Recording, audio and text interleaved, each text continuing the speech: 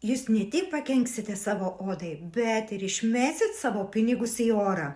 Ir tai, ką dabar papasakosiu, tai tikrai labai svarbu.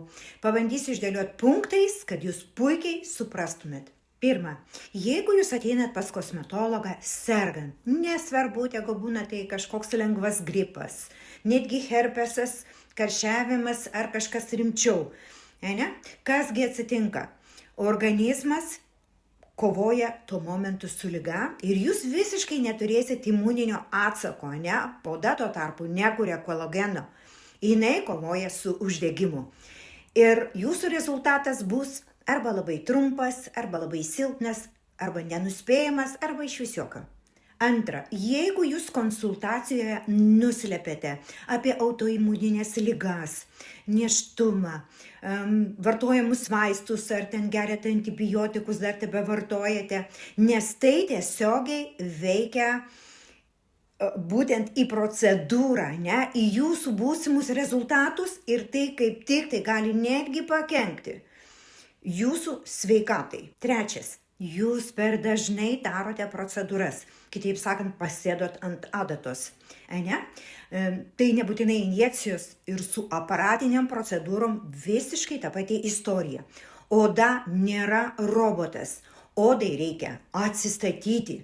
Suprantat, duoti jai reikia pailsėti. Toks non-stop odos stimuliavimas ar injekcijos tikrai prie nieko gero nepriveda, o tokie stimuliavimai praktiškai nebeduos jokio atsako ir sakysit, nesupratau, kas atsitiko.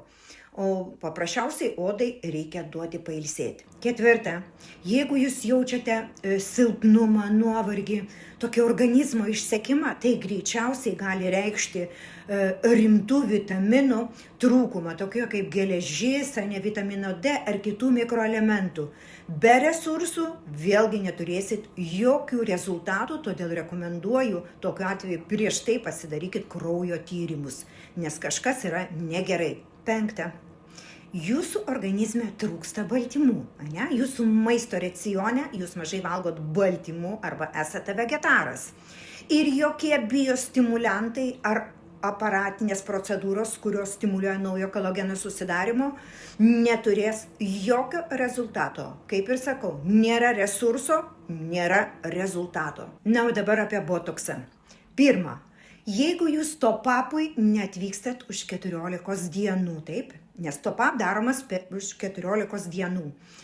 Maksimum 15, 16, 7 maksimum. Bet jūs ateinat už pusantro mėnesio, už mėnesio ir panašiai.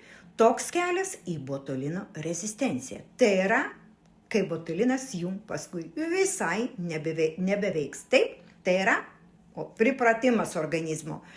Tai paskui jūs sakot, kad kas atsitiko, kodėl man botulinas nebeveikia. Kita klaida, kai jūs atvykstate per anksti daryti botulino injekcijos. Vos tik kažkas pradėjo judėti vienas kitas raumenukas ir jūs jau mano kėdėje. Kas atsitinka tada? Mes neturim bendro darbo raumenų vaizdo. Ir tokie rezultatai praktiškai paskui būna nenuspėjami. Duokit odai, tai yra raumenim atsigauti, o paskui darykit. Neskubėkit. Viskam, panos, turi būti laikas ir saikas. Aš suprantu, kad apie tai yra mažai kalbama, bet tai, ką aš paminėjau, tai yra vienos iš priežasčių, kai paskui žmonės kalba, aš nemačiau jokio rezultato, arba man visiškai tas ar anas nepadėjo. Susimąstykit.